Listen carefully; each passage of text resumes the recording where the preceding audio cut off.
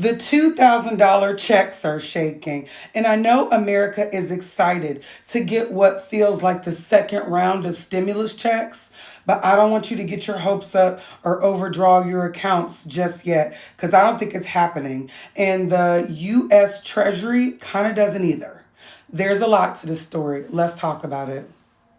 So, a few days ago, the news came out that Trump wanted to implement $2,000 tariff dividend payments. Now, these dividend payments are supposed to come from the tariffs that he has imposed on other countries for our goods and services.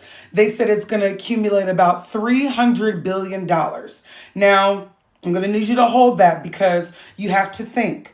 Some countries have cut us off, like how China cut off the soybean farmers here, how they would literally get quicker in a more like larger supply of soybeans and they don't want them from us.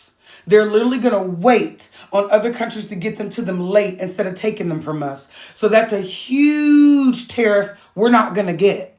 Do you see what I'm saying? But the number that they said that we would have to be able to give everybody these $2,000 tariff checks right now would be $600 billion, and we ain't got it. It's not even the fact that we just gave Argentina about $20 billion for their government.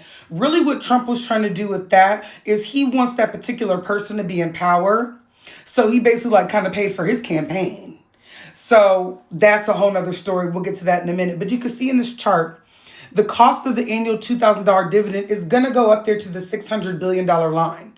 The net new tariff revenue would be about $300 billion, okay? And it says the net new tariff revenue not ruled illegal pending the Supreme Court appeal. That would be about $100 billion. I keep want to say that million, but this is billions, folks, that we, again, do not have. So this was a very important, and I had to read these numbers. The tariffs are certainly raising money, though. $195 billion in the budget. The year ended in September 30th, up to 153% from $77 billion in the fiscal year of 2024. So it has raised us some money, okay, because that's overly doubled. But they still account for less than 4% of federal revenue and have done little to dent the federal budget deficit that's at a staggering $1.8 trillion, okay? So that 195 billion ain't scratching that 1.8 trillion that we still owe. Do you see how this is technically not possible? Now, they're saying that they're going to exclude high-income people, and they're trying to see if they're going to exclude children. You know, and I think when they say children, I was guessing